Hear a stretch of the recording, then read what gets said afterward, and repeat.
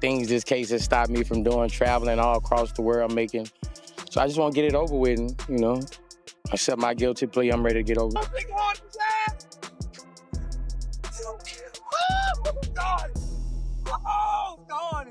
Boozie Badazz is staring down serious federal time, and those whispers from his old 2005 murder-for-hire case are creeping back like ghosts that never learned how to rest. But in the shadows, circling like a vulture, waits Charleston White, eager to turn Boozie's pain into his next twisted victory lap. Recently, Boozie pleaded guilty to illegal gun possession after one of the most tense courtroom battles of his life. He told fans he was simply tired of fighting. But don't mistake that for weakness, that's strategy. Boozie has always known when to move smart, and this might be his quiet power play. Meanwhile, Charleston White feeds off chaos like it's oxygen. He's been hovering online, dropping videos and taunts, waiting for Boozie to stumble so he can gloat again. Now the internet's asking the real question: will Boozie stand tall and out-hink the noise? Or will Charleston walk away grinning with that "told you so" smirk? Behind the headlines, Boozie's been battling more than just the system. He's been wrestling with fatigue, loyalty, and legacy. And every time Charleston fans the flames, the fire around Boozie burns a little hotter. Slap him for what, nigga? When you had a 15-year-old hitman, nigga, murdered black people. Who next, Boosie?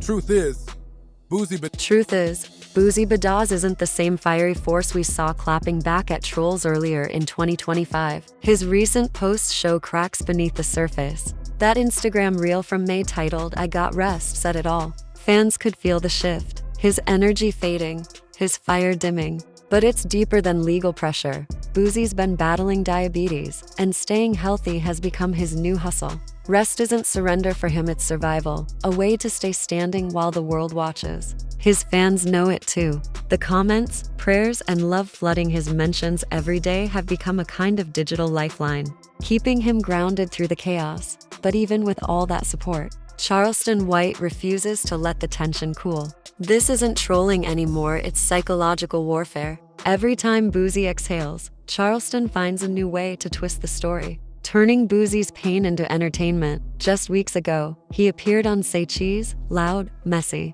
and deliberate, mocking Boozie's faith, his fans, and even the peace he's fighting to protect. Boozie's healing, Charleston's provoking, and somewhere between the silence and the shouting, a storm is brewing. We're celebrating you taking the plea deal. I think he even said he hopes you die in jail and stuff like that. Yeah, I heard. The contrast couldn't be clearer. Boozie is leaning on prayer and positivity, while Charleston White keeps poking, prodding, and clowning like it's all just a game. The tension between them hums beneath the surface, quiet but dangerous, like something ready to explode at any second. The question now is how much longer Boozie can stay calm before Charleston finally pushes him too far. We already saw glimpses of that restraint on Vlad TV, when Boozie admitted he'd heard Charleston's comments but brushed them off with a simple, "Yeah, I heard."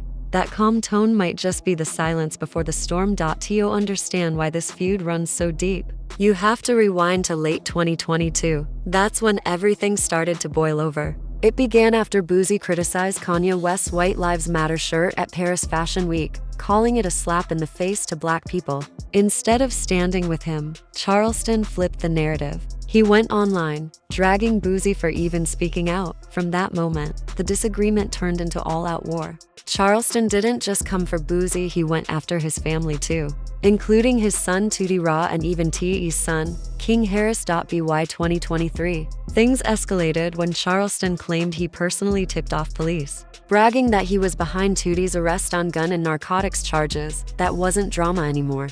That was warfare, and it got personal. Boosie just pled guilty, and he's facing up to 15. God answered my prayers.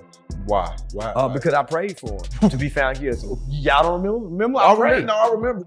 There's a strange kind of war unfolding in the corners of the internet, one that doesn't need fists or bullets to leave bruises. On one side stands Boozie Badazz, a veteran rapper who has survived more trials, both legal and personal, than most could endure. On the other is Charleston White, a provocateur who has mastered the dark art of weaponizing controversy. The tension between them isn't new, but lately it has reached a breaking point, the kind of conflict that blurs the line between performance and cruelty. Charleston didn't just laugh behind closed doors. He went public with it, turning Boozie's personal battles into a viral spectacle. He cracked jokes about Boozie's legal troubles, mocked his family, and seemed to take pleasure in the chaos surrounding him. It wasn't ordinary online trolling. It was something more sinister. This was psychological warfare designed to break a man piece by piece. Charleston took it further, mocking Boozie's health, even making cruel remarks about his diabetes. For someone already carrying the weight of a federal case, those comments cut deep. Social media soon turned into a twisted circus countdowns, fake prayers, and public taunts filling timelines. Every post seemed aimed at cornering Boozie, making him feel watched from every direction. No matter how many fans sent love and prayers his way, Charleston kept raising the pressure, intent on seeing Boozie crack or catch the harshest sentence possible. This feud stopped being about clout a long time ago. It became personal, strategic, and cruel. A calculated campaign to wear Boozie down until every one of his setbacks became public entertainment. To understand how these two men reached this point, you have to rewind to late 2022. That's when the first sparks of this feud began to fly. It started after Boozie criticized Kanye West's White Lives Matter shirt at Paris Fashion Week, calling it a slap in the face to Black people. Many in the culture agreed with him, but not Charleston White. Instead of showing solidarity, he flipped the moment into a public attack, accusing Boozie of hypocrisy and dragging him online. That's when things got personal. Charleston didn't stop at debating ideas or culture. He went straight for Boozie's family. He started taunting Boozie's son, Tootie Raw, and even targeted T.E.'s son, King Harris. He called them names, mocked their behavior, and even predicted they would end up in prison. Then, in 2023, Charleston went online and claimed he had tipped off police himself, bragging that he was the reason Tootie had been arrested on gun and narcotics charges. That was beyond petty. It was malicious. Boozie stayed quiet, but silence doesn't always mean surrender. When asked about Charleston's comments during an interview on Vlad TV, he brushed it off with a calm "Yeah, I heard." But anyone who knows Boozie knows that calm was the silence before the storm. Beneath that stillness was a man learning to play the long game. Someone who understood that one wrong reaction could cost him everything. The real turning point came in June 2023. When Boozie was arrested in San Diego for illegal gun possession during what was supposed to be a routine Instagram live shoot. Police found 2 handguns in his car, a Glock and another pistol, and just like that, his world flipped upside down. For a moment, it looked like things might ease up when state charges were dismissed later that year. But peace never lasts long in Boozie's world. The federal government soon refiled the case, coming at him harder than before. What followed was a legal tug-of-war that dragged on for years, dismissed, refiled, reworked over and over again. It was like a game of ping pong, and Boozie was the ball being smacked back and forth between prosecutors and judges. By July 2004, a federal judge dismissed the case again, citing a Ninth Circuit ruling that nonviolent felons couldn't be charged for possessing firearms. For a moment, it seemed like freedom was finally in reach, but that freedom was short-lived. Prosecutors restructured their arguments, found another legal angle, and came right back. By mid-2005, after years of endless filings, hearings, and travel between courts, Boozie was tired. The constant stress showed on his face and in his posts. He began writing about peace, patience, and God. His tone softened. It wasn't weakness. It was wisdom. He was learning that sometimes you have to play chess, not checkers. In August 2025, Boozie made the move that stunned many of his fans. He pleaded guilty to 1 count of illegal gun possession. In return, prosecutors agreed to drop the second charge and recommended a 2-year prison term followed by 3 years of supervised release. It was a heavy decision, but Boozie saw it as a strategy, a way to finally stop the bleeding and move forward. For him, this wasn't about losing. It was about protecting what little peace he had left. Since that plea, Boozie has been quieter than ever. The man once known for speaking his mind now chooses his words like a surgeon with a blade. In a conversation with Tony the Closer, he explained, "What I say can and will be used against me. That's not fear. That's discipline. Every word online can become evidence in court, every soundbite a weapon." Boozie knows that silence is sometimes the most powerful statement of all. While Boozie has chosen restraint, Charleston White has done the opposite. His social media pages are filled with videos mocking Boozie's situation, turning each legal update into a viral moment. He's loud, messy, and deliberate, feeding off attention like oxygen. Every time he mentions Boozie's name, it explodes across the internet, millions of views, thousands of comments, endless debates. Charleston has mastered this art. He understands that outrage drives clicks, and clicks drive cash. To him, controversy isn't chaos, it's business. He doesn't care who he offends or how far he crosses the line. The more people talk about him, the stronger his brand grows. He's been banned and flagged, yet each time he comes back louder, wilder, and even more unfiltered than before. To understand his methods, you have to go back to where Charleston came from.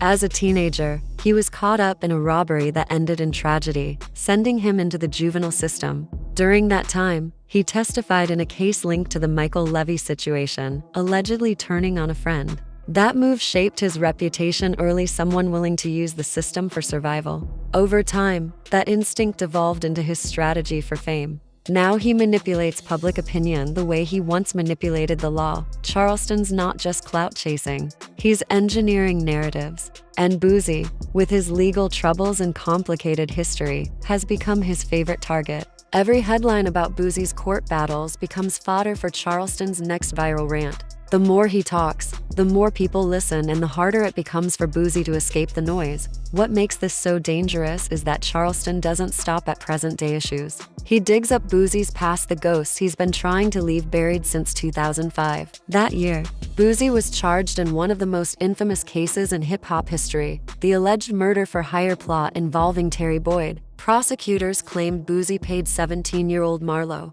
Mike to carry out the hit during a Baton Rouge turf war. The case was massive. Boozie faced the death penalty and spent years on death row. The state leaned heavily on Marlo Mike's confession, which allegedly linked Boozie to the killing. But that confession later fell apart when Marlo recanted, claiming police had threatened and coerced him. After 5 long years behind bars, Boozie finally saw daylight again. In 2012, a jury found him not guilty. He walked free, but the scars never healed. That case became a shadow that still follows him everywhere. Every time Charleston mentions Marlo Mike or the 2005 trial, it drags Boozie's past back into public view. It's not just cruel, it's deliberate. Charleston knows the story's power, and he uses it to reopen old wounds whenever he wants to stir chaos. He's pouring gasoline on a fire that never truly went out. Now Boozie's future hangs in the balance. His plea deal recommends 2 years in prison, but the federal charge carries a maximum of 15. One harsh decision from a judge could easily turn that into a decade behind bars. 10 years is a lifetime in the music industry. 10 years away from his kids, his fans, his legacy. Everything he's built could be frozen in place. This is more than a legal battle. It's a fight for identity, for reputation, for legacy. Boozie isn't just fighting for freedom, he's fighting to be remembered as more than his past. That's why every move matters now. Every word, every appearance, every silence is part of the story. He's writing about himself. Public opinion remains divided. Some see Charleston White as a necessary truth teller who exposes hypocrisy in the culture. They say he's only holding people accountable. Others see him as a parasite, feeding on pain for profit, a man who has learned to monetize misery. Boozie's supporters view him as a survivor, a man who's beaten impossible odds and lived to tell the tale. To them, Charleston's attacks aren't brave. They're cruel. Online, the divide is everywhere. Podcasts argue about it, barbershops debate it, TikToks dissect it, and clubhouse rooms explode over it. Everyone has a take. Some claim Charleston's relentless pressure could push Boozie over the edge, while others think he's nothing more than a noise machine chasing relevance. Whatever side people fall on, the noise keeps growing, and the story refuses to die down. If Boozie ends up sentenced to more than a few years, the internet will explode. The headlines will dominate for weeks, and Charleston White will likely celebrate it online as if it were his own victory. That's the kind of twisted theater this feud has become. And that's the tightrope Boozie is walking, balancing between restraint and rage, freedom and reputation. But maybe Boozie understands something everyone else doesn't. Maybe silence is his final weapon. Because in a world where everyone's shouting for attention, sometimes the quietest man in the room is the one holding the most power.